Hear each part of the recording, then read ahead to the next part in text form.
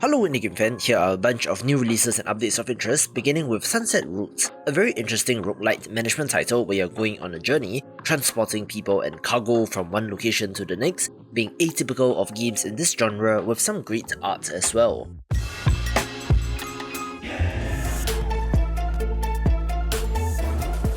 One of you in the comments recommended 171 to me, what is essentially Brazilian GTA, made by a small team on a small budget, where reviews don't lie and people seem to love this, so do support them if you can.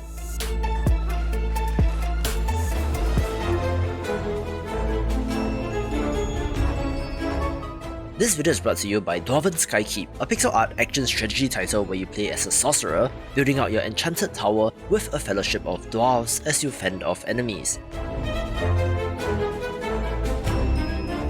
Our hero is on a secret mission which you need to help with, where of course, building and optimizing a tower and its component rooms is the main way of doing so.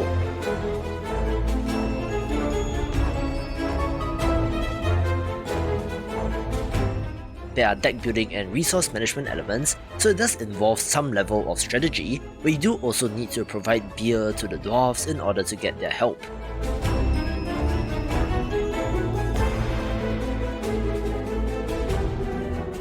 The different biomes have an effect on the strategy, such as having to heat up the tower in the winter world, for example, and does appear to have great humorous writing and characters as well, making it a high potential title of interest.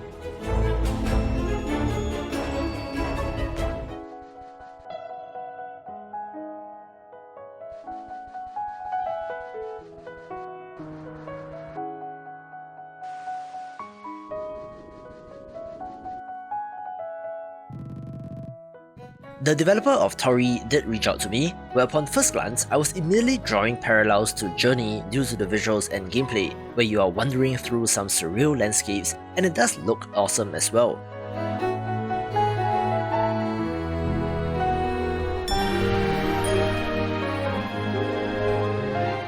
It is a little trippy in look and does have puzzle elements as well, but I really like the art direction of this game.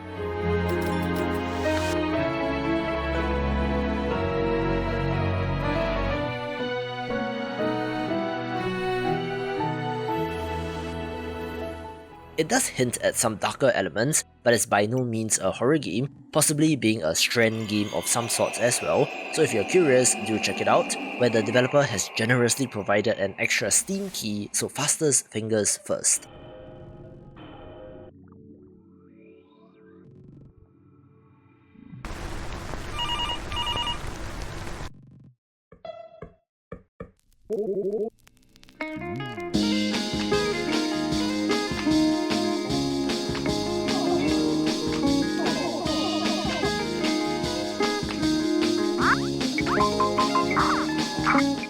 Speaking of emotional titles, Goodbye World also released, which was a game that I was keeping an eye on, but they probably forgot to update their Steam release date or something, which was why it did not show up on the list of new releases.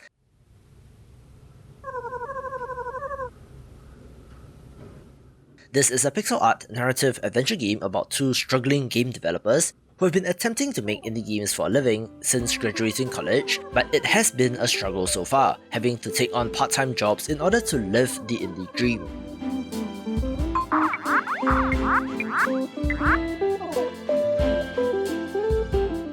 The narrative portion of this game is intertwined with a puzzle platformer on a Game Boy-like device, where the story and narrative are the main draws here.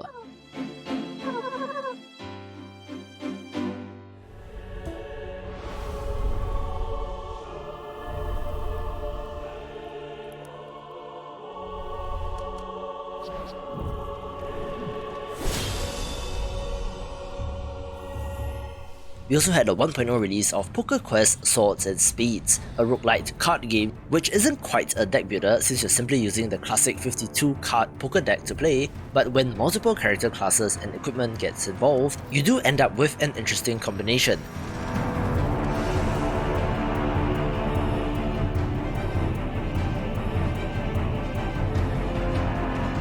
Using poker cards in games is not new, but what they have done with this game is great since there is more strategy involved, with some decent art as well, making it a hidden gem.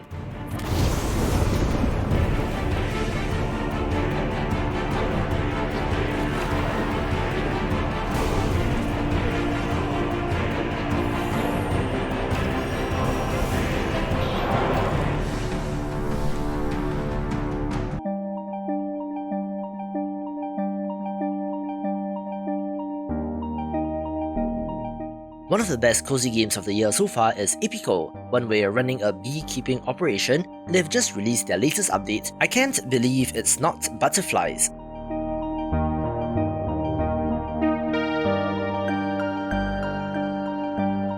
Puns aside, this adds new NPCs, new bees, the entirely new butterflies, which is a major addition, more flowers, and a whole bunch of other stuff which makes this even better.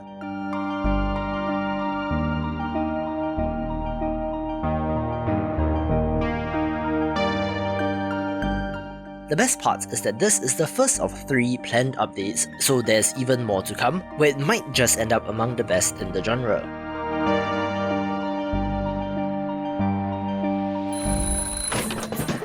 Who needs hands when you can have bats?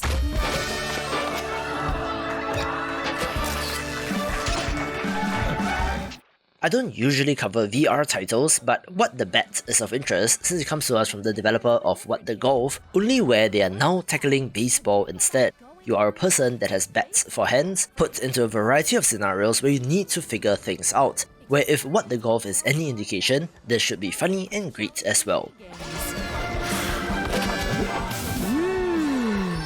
Chicken, sculpture, tidy up. Herd sheep, fall in love, start fire on desert island, pet doggo, also actual baseball.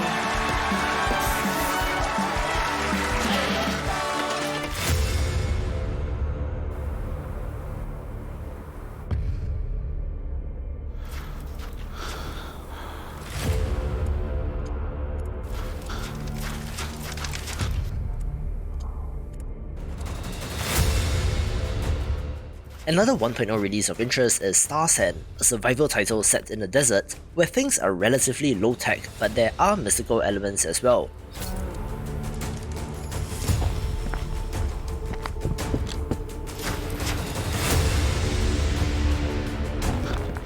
What it means is that while you're primarily using spears, bow and arrows, and torches, eventually you will get some more technological advanced items while facing off against beasts, both of the natural and supernatural variety, being a relatively underrated one of these, so do go check it out if you love the genre.